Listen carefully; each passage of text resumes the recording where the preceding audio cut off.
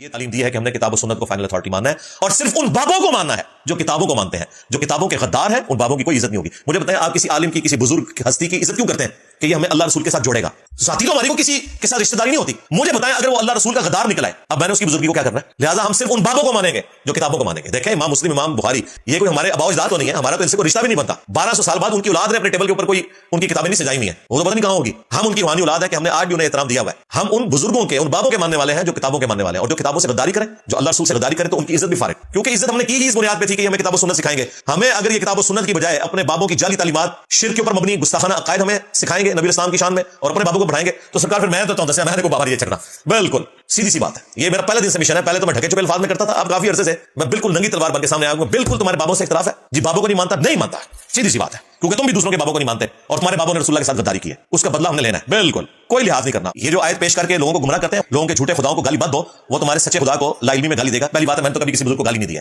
یہ ایک دوسرے کو گالیاں دیتے ہیں, میں صرف ان کی کتابوں سے ان کی شکل دکھاتا ہوں. دوسری بات یہ آیت کافروں کے بارے میں, غداروں کے بارے میں حضرت عمر کی تلوار ہے اور انجینئر کی زبان ہے. یہ مسلمانوں کے بارے میں نہیں ہے کہ مسلمانوں کا لبادہ اوڑھ کے کوئی بزرگ بابا اپنے نام کا کلمہ پڑھائے اور آپ ہمیں آیت پیش کریں کہ اس بابے کو آپ چشتی رسول اللہ پڑھانے پہ یا اس کے ماننے والوں کو یا یہ کتابیں چھاپنے والوں کو آپ نے کچھ نہیں کہنا, کیونکہ اللہ نے کہا کہ جو دوسرے مذہب کے خدا ہیں ان کو, یہ ہمارے مذہب میں ہی آگے دعویٰ کر رہے ہیں, چاہے ہندو مر جائے کچھ نہیں کہیں گے, یہودیوں کے مر جائے کرسچنوں کے مر جائے کچھ نہیں کہیں گے, کیونکہ ہمیں خطرہ نہیں ہوگا. جب تم مسلمانوں کا لبادہ اوڑھ کر لوگوں کو یہ کہو کہ قرآن و حدیث ڈائریکٹ پڑھو گے تو گمراہ ہو جاؤ گے, تو تم تو منافق ہو, تم تو غدار ہو, اور غداروں کی سزا یہ آج کافر ہونے کی اناؤنسمنٹ کر دیں. واللہ میں ان کو ڈسکس کرنا بھی چھوڑ دوں گا. میرا ان سے جھگڑے کیا ہے کہ انہوں نے بزرگی کے نام کے اوپر انہوں نے اپنا شیطانی مذہب یہاں پہ پھیلایا. بار بار اکساتے ہیں جنہیں سب باہر نکلو باہر نکلو, تھوڑے کرنٹ بڑھ گیا, میں چیک کرو اپنے بچوں نے موبائل بھی بڑھے آ جائے, میں باہر نکلو. اور یہ جو چند ایک کوئی شریف قسم کے لوگ ہیں جو کہتے ہیں جنہیں ساتھ ہاتھ اولا رکھو, اولا ہاتھ رکھ کے تھی 1200 سال کی گمراہی دیکھ لیجیے تے پارے ہاتھ کا کمال دیکھا جائے. میرے نبی صاحب ہے ہی کوئی نہیں, تیرے بابے تے شاہی کوئی نہیں. وہ کہتے ہیں چونکہ بابوں کی اتنی شان ہے لہذا ان بابوں کا احترام کرنا آپ کے اوپر لازمی ہے. ہم آپ کے بابوں کا اتنا ہی احترام کرتے ہیں جتنا آپ دوسروں کے بابوں کا احترام کرتے ہیں. اگر آپ نے ہم سے احترام کروانا ہے تو آپ رول ماڈل بنے نا, تو ہم احترام پوچھ لیتے ہیں. کروڑوں دیوبندی مولانا اشرف علی تھانوی صاحب کو حکیم الامت مانتے ہیں. بریلوی انہیں کیا کہتے ہیں؟ مسلمان بھی نہیں مانتے, کہتے ہیں تھانوی رسول اللہ کلمے کو انڈورس کیا ہوا ہے. اب بریلویوں کو کیا پتا تھا کہ چشتی رسول اللہ اور شبلی رسول اللہ ادھر بھی نکل آئے گا, وہ تو انجینئر صاحب نے آگے کٹا ہے نا. اسی طریقے سے کروڑوں بریلوی سب کانٹیننٹ کے احمد صاحب بریلوی صاحب کو مجدد مانتے ہیں. دیوبندی اور اہل حدیث کیا کہتے ہیں؟ وہ بھی کروڑوں میں ہے. دیوبندی تو, اہل حدیث تو چلے نہیں ہوں گے, وہ بھی کروڑوں میں ہے جو یہ کہہ رہے ہیں کہ تو مجدد دین بدعت ہے. تو یہ لوگ ایک دوسروں کے بزرگوں کا احترام نہیں کرتے اور ہم سے یہ ڈیمانڈ کرتے ہیں ہم ان کے بزرگوں کا احترام کریں. ہم بے احترامی نہیں کر رہے, ان کے کرتوت لوگوں کو بتا رہے ہیں جو گن پوائنٹ میں نے نہیں ان سے کتابوں میں لکھوائے. ایک دوسرے کو جو یہ گالیاں دے کے گئے, کفر کے فتوے لگا کے گئے, آج لوگ کہتے ہیں جی نہیں صاحب فتنہ کھڑا کر رہے ہیں. میں نے فتنہ اس صورت میں کھڑا کیا ہوتا جب میں ان بزرگوں کی کتابوں کو کسی غار سے دریافت کر کے نا تو میڈیا پہ لے آتا. تم لوگ آج تک پرنٹ کر رہے ہو اور فخریہ بتاتے ہو کہ یہ ہمارے عقیدے ہیں, ہم دوسروں کے بارے میں یہ سوچتے ہیں. احمد صاحب بریلوی صاحب کی جو کتاب ہے احکام شریعت, خود باپا جانی کے مدرسۃ المدینہ سے مکتبۃ المدینہ سے چھپ رہی ہے. اس میں اعلیٰ حضرت سے پوچھا گیا کہ یہ جو وہابی فرقے کے لوگ ہیں اور دوسرے فرقوں کے اور یہود و نصارہ, ان کے ذبیحہ کا شرعی حکم کیا ہے؟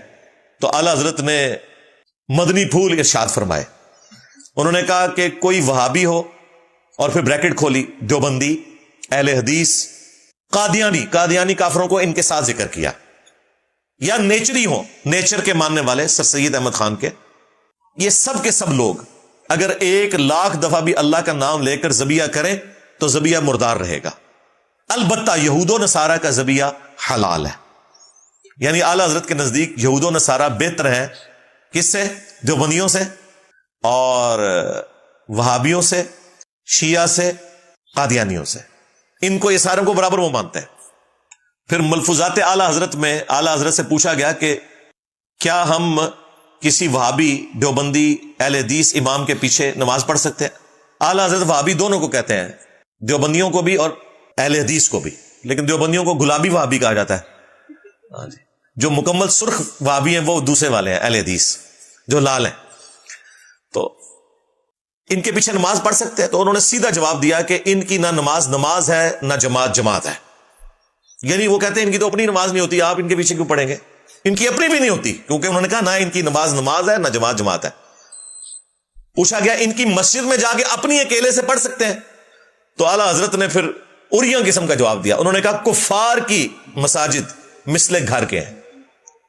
ڈائریکٹ کافر کا، یعنی جس طرح گھر میں مجبوراً نماز پڑھی جا سکتی ہے، ان کفار کی مساجد میں بھی آپ نماز پڑھ سکتے ہیں. یہاں ہمیں اعلیٰ حضرت سے ایک علمی اختلاف ہے کہ کفار کی مساجد نہیں ہوتی ہیں، کفار کی عبادت گاہیں ہوتی ہیں. اعلیٰ حضرت کو چاہیے تھا کہ وہابیوں کی مسجدوں کو وہ کفار کی مسجد نہ کہتے بلکہ کہتے کفار کی عبادت گاہیں. اور اس بات کے ساتھ بریلوی بھی ایگری کریں گے. یہ اعلیٰ حضرت سے ہی ہم نے ساری چلاکی سیکھی ہے اور اعلیٰ حضرت کی غلطی پکڑ لی ہے. کفار کی مسجد ہوتی ہی نہیں ہے، کفار کی تو عبادت گاہیں ہوتی ہیں. اس لیے دیکھیں قادیانیوں کو یہ مسجد نہیں لکھنے دیتے، ظاہر ہے ہمارے نزدیک وہ کافر ہیں، تو ہم کہتے ہیں کہ عبادت گاہیں، اسی لیے وہ بیت الحمد لکھتے ہیں، وہ مسجد نہیں لکھتے. یعنی حمد کرنے کی جگہ مسجد لکھنے کی ان کو پاکستان کے آئین میں اجازت نہیں ہے. 1973 میں چونکہ انہیں کافر ڈکلیئر کیا گیا.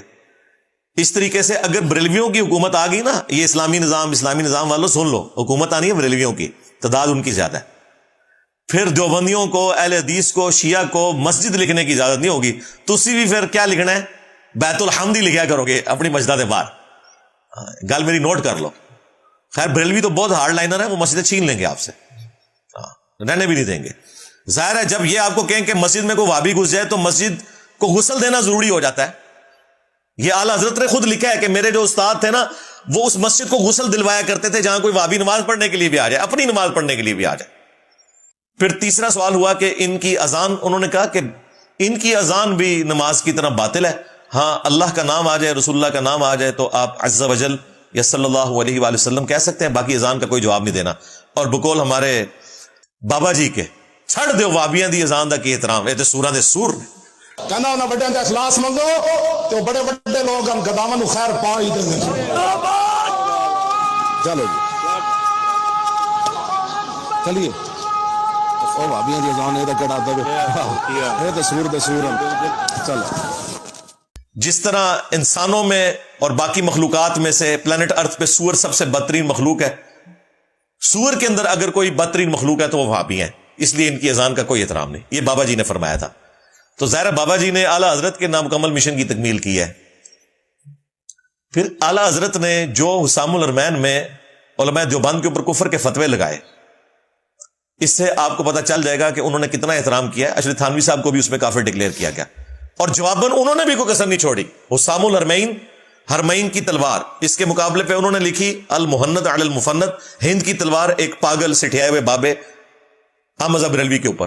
اور اس میں انہوں نے کہا کہ احمد بریلوی ان کی پوری جماعت ایک شیطانی لشکر ہے جو ہم پہ حملہ آور ہوا ہے. علماء دیوبند رضی اللہ عنہم پر جس طرح کے انبیاء پر شیاطین حملہ آور ہوتے تھے، 14ویں صدی کے مولویوں کو انہوں نے رضی اللہ عنہم کہا. اور بعد میں جا کے انہوں نے اسی کتاب میں لکھا کہ محمد بن عبد الوہاب کے جو ماننے والے وہابی اہل حدیث فرقے کے لوگ ہیں یہ خارجی ہیں. آج ریالوں کے چکر میں ایک ہو گئے، پہلے یہ ایک دوسرے کو اسی طریقے سے کہا کرتے تھے. کتابوں میں ابھی بھی یہی لکھا ہوا ہے. اور کتابیں پرنٹنگ ہونا بند نہیں ہوگی، یہ نہ سمجھیے گا کہ میں پرنٹ کروا کے بانٹ رہا ہوں. یہ فخریہ وہ ان کتابوں کو رکھتے ہیں، اپنے سلیبس کا حصہ بنائے ہوئے ہیں اور لوگوں کو بتاتے ہیں کہ یہ ہمارے بزرگوں کی تعلیمات ہیں. لہٰذا یہ کہنا کہ بزرگوں کا احترام کریں تو آپس میں تو آپ ایک دوسرے کا احترام یہ کرتے ہیں کہ ایک عام جاہل بریلوی بھی دیوبندیوں کے عالم کو کہتا ہے کہ یہ گستاخ رسول ہے، اور ایک عام دیوبندی بھی بریلویوں کے عالم کو کہتا ہے کہ یہ مشرک ہے. یہ ٹوٹل اوقات ہے تمہاری ڈگریوں کی، تمہارے احترام کی. لو سامو، وہ کہتے ہیں جی 90 لاکھ کو کلمہ پڑھایا تھا ہمارے بزرگوں نے سب کانٹیننٹ میں.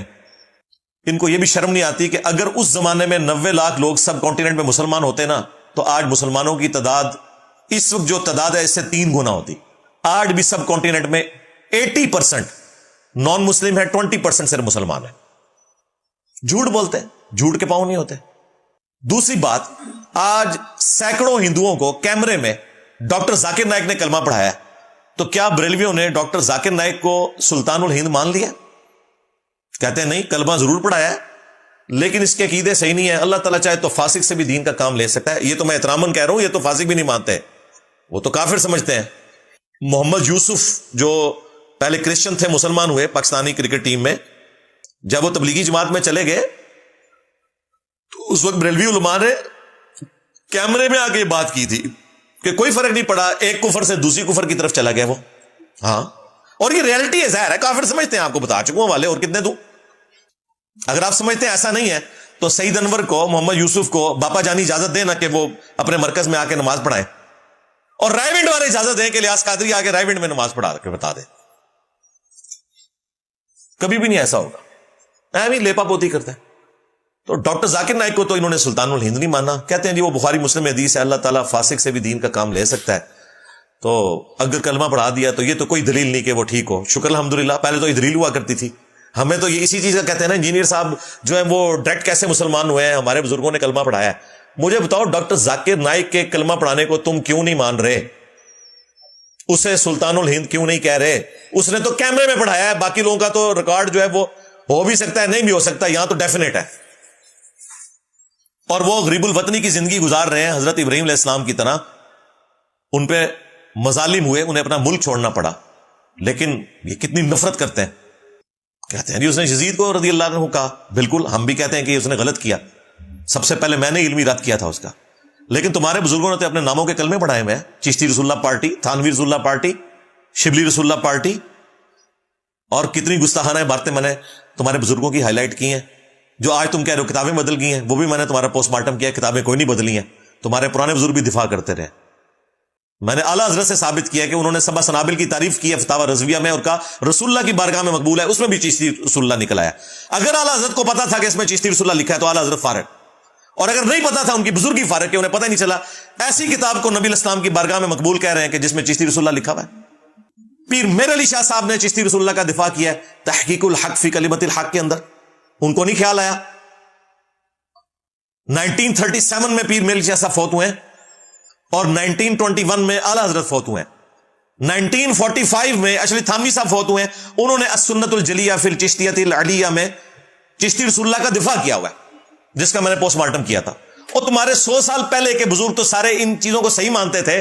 اب مفتی منیر صاحب کہہ رہے ہیں کتابیں بدل گئی ہیں, 100 سال پہلے تک تو نہیں بدلی ہوئی تھی, الٹا دفاع ہو رہا تھا, اور کتابیں نہیں بدلیاں, اور ڈر گئے جو انجینئر کو لو نبی صاحب ہے ہی کوئی نہیں, تیرے بابے تھے شاہی کوئی نہیں, ڈر گئے جے. اے گل ہوئی ہے اصل وچ. تو 90 لاکھ کو کلمہ پڑھایا. بھائی اللہ کے بندو, یہ دلیل پھر تم باقیوں کے لیے بھی مانو, اگر باقیوں کے لیے نہیں مانتے پھر اپنے بابوں کے لیے بھی بزرگی اپنے پاس ہی رکھو. قرآن میں اللہ تعالیٰ فرمایا تھا نا, یا ایھا الذین آمنوا اطیعوا اللہ واطیعوا الرسول واولی الامر منکم, اطاعت کرو اللہ کی, اطاعت کرو اس کے رسول کی اور اپنے حکمران کی. لیکن ساتھ ہی کہا فَإِن تَنَازَعْتُمْ فِي شَيْءٍ فَرُدُّوهُ إِلَى اللَّهِ وَالرَّسُولِ, اگر حکمران سے بھی اولو الامر سے بھی جھگڑا ہو تو پھر معاملے کو پلٹانا ہے تم نے اللہ اور اس کے رسول کی طرف. اگر تم اللہ پر اور آخرت کے دن کے اوپر ایمان رکھتے ہو, اسی کا انجام اچھا ہونے والا ہے, اور اسی میں تمہارے لیے بہتری ہے کہ کتاب و سنت کی طرف معاملے کو پلٹاؤ. اس لیے دیکھ لیں صحیح مسلم میں جو حجۃ الوداع کی حدیث ہے, اس میں نبی الاسلام نے فرمایا میں اپنے بعد تم میں وہ چیز چھوڑ کر جا رہا ہوں جسے مضبوطی سے پکڑ لوگے کبھی گمراہ نہیں ہوگے, وہ اللہ کی کتاب ہے. مسلم میں صرف کتاب اللہ کا ذکر ہے, المستدرک للحاکم میں ساتھ سنت کا بھی ذکر ہے, اور سنت کو ماننا کتاب اللہ کو ماننا ہے. من یطیع الرسول فقد اطاع اللہ, جس نے رسول کی اطاعت کی اس نے اللہ کی اطاعت کی. اب نبی الاسلام حجۃ الوداع پہ یہ بھی کہہ سکتے تھے کہ میں اتنے زیادہ بابے چھوڑ کے جا رہا ہوں, اوریجنل بابے تھے وہ, 1 نمبر بابے, جعلی بابے نہیں. لیکن حضور کو پتا تھا میں یہ بابے چھوڑ بھی جاؤں تو میں تو دنیا سے جا رہا ہوں, تو انہوں نے بھی تو نہیں رہنا ہمیشہ. آج آخری بابے کو گئے ہوئے بھی 1300 سال سے زیادہ ہو چکے ہیں. آخری بابا کون سے گئے؟ ابو طفیل عامر بن واصلہ, آخری صحابی 110 ہجری میں فوت ہوئے. آج 1445 ہجری اینڈ ہونے والا ہے, 110 ہجری میں آخری صحابی فوت ہو چکے ہیں. حضور کو پتا تھا کہ سب نے فوت ہو جانا ہے, لہذا میں وہ چیز چھوڑوں جسے موت نہ آئے, کتاب اللہ اور سنت. پھر غدیر خون پہ صحیح مسلم میں اوپر تلے 4 حدیث, اے لوگو آگاہ ہو جاؤ میں بھی ایک انسان ہوں, قریب ہے کہ اللہ کا قاصد یعنی موت کا فرشتہ میرے پاس آئے اور میں اس کی دعوت کو قبول کر لوں. میں اپنے بعد تم میں 2 بھاری چیزیں چھوڑ کے جا رہا ہوں. ان میں سے پہلی چیز اللہ کی کتاب ہے, اس میں ہدایت ہے, اس میں نور ہے. تم اللہ کی کتاب کو پکڑو, اپنا تعلق اس کے ساتھ مضبوط کرو. اللہ کی کتاب اللہ کی رسی ہے, وَاعْتَصِمُوا بِحَبْلِ اللَّهِ جَمِيعًا وَلَا تَفَرَّقُوا, یہ ہے اللہ کی رسی. جو اللہ کی کتاب کو پکڑے گا وہ ہدایت پہ ہوگا, جو چھوڑ دے گا گمراہ ہو جائے گا. اور پھر حضور کافی دیر تک اللہ کی کتاب پہ ترغیب دلاتے رہے, اور فرمایا دوسری بھاری چیز میرے اہل البیت ہیں, میں اپنے اہل البیت کے معاملے میں تمہیں اللہ کا خوف دلاتا ہوں, میں اپنے اہل البیت کے معاملے میں تمہیں اللہ کا خوف دلاتا ہوں, میں اپنے اہل البیت کے معاملے میں تمہیں اللہ کا خوف دلاتا ہوں. 3 دفعہ فرمایا کہ میرے بعد ان کے ساتھ حسن سلوک کرنا. یہ الگ بات ہے کہ امت بالکل الٹ چلی, نہ قرآن کو پکڑا نہ اہل بیت کو زندہ چھوڑا. قرآن کو چھوڑ دیا, اہل بیت کو قتل کر دیا, ولیعوذ باللہ تعالی. ہمارا یہ پلیٹ فارم غدیر خم پہ ہے, اور غدیر خم کا خطبہ حجۃ الوداع کے بھی بعد ہے, 2.5 مہینے پہلے ہے. حج سے جب واپس آ رہے تھے نبی اسلام مدینہ شریف, راستے میں دیا. اس لیے آپ دیکھیں توحید پہ ہماری 0 ٹالرنس ہے, قرآن کو پکڑا ہوا مضبوطی سے. اہل البیت کے دشمنوں کے بارے میں ہم ننگی تلوار ہیں, کیونکہ اہل بیت کے معاملے میں تمہیں اللہ کا خوف دلاتا ہوں. اس زمانے میں ہوتے تلوار لے کر اہل البیت کا دفاع کرتے, آج اپنی زبان سے کریں گے. دیکھیں اس زبان نے اہل بیت کا وہ دفاع کیا ہے کہ لوگوں کی تلواریں بھی نہیں کر سکی, لوگوں کی گالیاں بھی نہیں کر سکی. انہوں نے گالیاں دے کے زندہ رکھا, ہم نے رضی اللہ عنہ کہہ کے بنو امیہ کو ختم کر دیا, علمی موت سلا دیا, حکمت کے ساتھ آسان طریقے سے بات پہنچائی. الحمدللہ. آخر میں اپنی گفتگو کو کنکلوڈ کروں گا اس حدیث پہ جو بخاری اور مسلم دونوں میں ہے. بخاری میں موقوفاً ہے, مسلم شریف میں 2005 نمبر مرفوع ہے یہ روایت.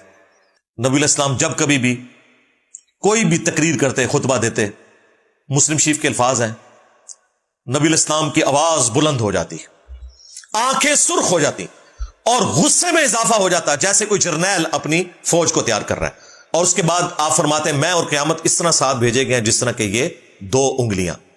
اور پھر آپ کہتے اما بعد فإن خیر الحدیث کتاب اللہ, آگاہ ہو جاؤ اس کے بعد کہ سب سے بہترین کلام اللہ کی کتاب ہے. وخیر الہدی ہدی محمد صلی اللہ علیہ وآلہ وسلم, اور سب سے ہدایت یافتہ راستہ محمد صلی اللہ علیہ وآلہ وسلم کا ہے. وشر الامور محدثاتها, اور بدترین کام وہ ہیں جو خود سے داخل کر دیے جائیں نبی علیہ السلام کو چھوڑ کر. وکل محدثۃ بدعہ, یہ تمام نئے کام بدعتیں ہیں. وکل بدعۃ ضلالہ وکل ضلالۃ فی النار, یہ تمام بدعتیں گمراہیاں ہیں اور تمام گمراہیاں جہنم میں لے جانے والی ہیں. یہ جہنم کے جو الفاظ ہیں وہ اسی حدیث میں سنن نسائی میں ہے, باقی سارے الفاظ صحیح مسلم کے اندر موجود ہیں اور بخاری میں موقوفاً ابن مسعود سے بھی ہیں. تو نبی علیہ السلام نے تو ہمیں یہ تعلیم دی ہے کہ ہم نے کتاب و سنت کو فائنل اتھارٹی ماننا ہے, اور صرف ان بابوں کو ماننا ہے جو کتابوں کو مانتے ہیں. جو کتابوں کے غدار ہیں ان بابوں کی کوئی عزت نہیں ہوگی. مجھے بتائیں آپ کسی عالم کی, کسی بزرگ ہستی کی عزت کیوں کرتے ہیں؟ کہ یہ ہمیں اللہ رسول کے ساتھ جوڑے گا. ذاتی تو ہماری کو کسی کے ساتھ رشتہ داری نہیں ہوتی. مجھے بتائیں اگر وہ اللہ رسول کا غدار نکل آئے, اب میں نے اس کی بزرگی کو کیا کرنا ہے؟ لہٰذا ہم صرف ان بابوں کو مانیں گے جو کتابوں کو مانیں گے. دیکھیں امام مسلم, امام بخاری, یہ کوئی ہمارے آباء و اجداد تو نہیں ہے, ہمارا تو ان سے کوئی رشتہ بھی نہیں بنتا. 1200 سال بعد ان کی اولاد نے اپنے ٹیبل کے اوپر کوئی ان کی کتابیں نہیں سجائی ہوئی ہیں, وہ تو پتہ نہیں کہاں ہوگی. ہم ان کی روحانی اولاد ہیں کہ ہم نے آج بھی انہیں احترام دیا ہوا ہے. ہم ان بزرگوں کے, ان بابوں کے ماننے والے ہیں جو کتابوں کے ماننے والے ہیں. اور جو کتابوں سے غداری کریں, جو اللہ رسول سے غداری کریں, تو ان کی عزت بھی فارغ, کیونکہ عزت ہم نے کی ہی اس بنیاد پہ تھی کہ یہ ہمیں کتاب و سنت سکھائیں گے. ہمیں اگر یہ کتاب و سنت کی بجائے اپنے بابوں کی جعلی تعلیمات, شرک کے اوپر مبنی گستاخانہ عقائد ہمیں سکھائیں گے نبی اسلام کی شان میں, اور اپنے بابوں کو بڑھائیں گے, تو سرکار پھر میں تو تم دسیا میں کو بابا نہیں چھٹنا. بالکل سیدھی سی بات ہے. یہ میرا پہلے دن سے مشن ہے. پہلے تو میں ڈھکے چھپے الفاظ میں کرتا تھا, اب کافی عرصے سے میں بالکل ننگی تلوار بن کے سامنے آیا ہوں. بالکل تمہارے بابوں سے اختلاف ہے جی, بابوں کو نہیں مانتا, نہیں مانتا, سیدھی سی بات ہے, کیونکہ تم بھی دوسروں کے بابوں کو نہیں مانتے, اور تمہارے بابوں نے رسول اللہ کے ساتھ غداری کی ہے, اس کا بدلہ ہم نے لینا ہے. بالکل کوئی لحاظ نہیں کرنا. اور یہ جو چاند ایک کوئی شریف قسم کے لوگ ہیں جو کہتے ہیں جی انجینئر صاحب ذرا ہاتھ اولا رکھو, اولا ہاتھ رکھ کے تسی 1200 سال گمراہی ویکھ لیجئے تے پارے ہاتھ دا کمال دیکھا جائے. میرے نبی سا ہے ہی کوئی نہیں, تیرے بابے تے شے ہی کوئی نہیں. جی ہاں, اور یہ نبی اسلام کا سٹائل ہے ممبر کا. ویسے آپ مجھ سے ملیں تو میری تو طبیعت انتہائی مزاحیہ ہے, میں بڑے اچھے طریقے سے لوگوں کے ساتھ بہیو کرتا ہوں, لیکن ممبر کا ایک تقاضا ہے. بالکل یہ جو آیت پیش کر کے لوگوں کو گمراہ کرتے ہیں, وَلَا تَسُبُّوا الَّذِينَ يَدْعُونَ مِن دُونِ اللَّهِ فَيَسُبُّوا اللَّهَ عَدْوًا بِغَيْرِ عِلْمٍ, لوگوں کے جھوٹے خداؤں کو گالی مت دو, وہ تمہارے سچے خدا کو لا علمی میں گالی دے گا. پہلی بات ہے میں نے تو کبھی کسی بزرگ کو گالی نہیں دی ہے, یہ ایک دوسرے کو گالیاں دیتے ہیں, میں صرف ان کی کتابوں سے ان کی شکل دکھاتا ہوں. دوسری بات, یہ آیت کافروں کے بارے میں, ذہن میں رکھیے گا کہ کافروں کے جھوٹے خداؤں کو آپ نے گالی نہیں دینی, ورنہ وہ آپ کے سچے خدا کو دیں گے. غداروں کے بارے میں حضرت عمر کی تلوار ہے اور انجینئر کی زبان ہے. یہ مسلمانوں کے بارے میں نہیں ہے کہ مسلمانوں کا لبادہ اوڑھ کے کوئی بزرگ بابا اپنے نام کا کلمہ پڑھائے اور آپ ہمیں آیت پیش کریں کہ اس بابے کو آپ چشتی رسول اللہ پڑھانے پہ یا اس کے ماننے والوں کو یا یہ کتابیں چھاپنے والوں کو آپ نے کچھ نہیں کہنا, کیونکہ اللہ نے کہا کہ جو دوسرے مذہب کے خدا ہیں ان کو, یہ ہمارے مذہب میں یہ آگے دعویٰ کر رہا ہے, جائے ہندو مر جائے کچھ نہیں کہیں گے, یہودی ہو کے مر جائے, کرسچن ہو کے مر جائے کچھ نہیں کہیں گے. کیونکہ ہمیں خطرہ نہیں ہوگا نا. جب تم مسلمانوں کا لبادہ اوڑھ کر لوگوں کو یہ کہو کہ قرآن و حدیث ڈائریکٹ پڑھو گے تو گمراہ ہو جاؤ گے, تو تم تو منافق ہو, تم تو غدار ہو, اور غداروں کی سزا یہ حکومت وقت کا کام ہے. میں اپنی زبان سے کر رہا ہوں, اور زبان کا زخم نہیں بھرتا, تلوار کا زخم تو بھر جاتا ہے. تو میری زبان نے جو ان کے ساتھ اللہ کے فضل سے کر دیا ہے وہ انہیں اندازہ ہو گیا. لہذا یہ ہمیں آپ درس نہ دیں. پاکستان کا کوئی فوجی غداری کرے گا سیدھا تختہ دار پہ پہنچے گا. ہاں انڈین فوجی آگے پاکستان کے اندر کوئی کام کرے گا تو وہ پھر عدالت کے سارے معاملات ہوں گے, پھر آپ اسے جنیوا کنونشن جو UN کا ہے اس کے تحت قیدیوں کے حقوق بھی ہوں گے. نہیں, غداروں کے لیے نہیں ہوں گے. نان مسلم کے ساتھ ہمارا ایٹیچیوڈ ڈفرنٹ ہوگا, مسلمانوں کے ساتھ ایٹیچیوڈ ڈفرنٹ ہوگا, کیونکہ وہ اسلام کا لبادہ اوڑھ کر اسلام کی پیٹھ میں چھرا گھونپ رہے ہیں. ان کے ساتھ آپ وہ سلوک کریں گے جس کے وہ حقدار ہیں. یہ ذہن میں رکھیے گا. یہ آج کافر ہونے کی اناؤنسمنٹ کر دیں, واللہ میں ان کو ڈسکس کرنا بھی چھوڑ دوں گا. میرا ان سے جھگڑے یہ ہے کہ انہوں نے قرآن و سنت کا لبادہ اوڑھ کر لوگوں کو کہا قرآن و حدیث ڈائریکٹ نہ پڑھنا, تم گمراہ ہو جاؤ گے. بزرگی کے نام کے اوپر انہوں نے اپنا شیطانی مذہب یہاں پہ پھیلایا.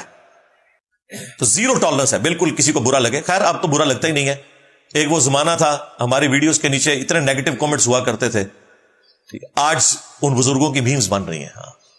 ہاں چاند ایک جو ان کے بڑے ہیں وہ بے شک چیختے رہ گئے, وہ پہ گیا جاؤ تھوڑے بزرگوں نو پہ گیا جائے. ہاں پہ گیا جائے تھوڑے پیواں پیرانو سر نکلو باہر. اسی پھر بھی نوکری ادا کر دے پہ, اسی پھر بھی نوکری ادا کر دے پہ. مرزے دیکھ رہا تھوڑے پیو نے کرنی جانے نکلو باہر. پہ نہیں گیا تھوڑے بزرگوں نو کھا گیا میں. ہاں پہنے کی گل ہی کوئی نہیں رہی, وہ تو پرانی گل ہوگی. کھا پی گیا جائے, میں تو ڈکار بھی مار بیٹھا جائے ہوں. ہاں پہ گیا جائے. بار بار اکساتے ہیں نہیں جی, سب باہر نکلو, باہر نکلو. تھوڑے گھریں چ وڑ گیا میں, چیک کرو اپنے بچیاں دے موبائل وچ وڑیا جے میں. باہر نکلو. باہر نکلنے کی کیا ضرورت ہے؟ آج کے دور میں کوئی باہر نکلے گا میرے بھائی؟ یہ بیوقوفی ہے باہر نکلنا. آج تو جنگ میں جرنیل بھی باہر نہیں نکلتا, وہ اے سی والے کمرے میں بیٹھ کے ساری پلاننگ کرتا ہے اور اڑا کے رکھ دیتا ہے اپنے مخالفین کو. یہ تو دور بدل چکا. تو یہ اپنے پرانے اسی دور کے اندر ہے. لیکن انشاءاللہ اس دعوت حق نے جو رسول اللہ صلی اللہ علیہ وآلہ وسلم کی ختم نبوت کی برکت سے رنگ جمانا تھا وہ الحمدللہ جمایا ہے, اور دن بدن رسول اللہ صلی اللہ علیہ وآلہ وسلم کی مبارک دعوت پھیل رہی ہے الحمدللہ. صلو علی محمد وآل محمد, اللہم صلی علی محمد وعلی آل محمد واصحاب محمد وازواج محمد وامت محمد اجمعین الی یوم الدین, آمین.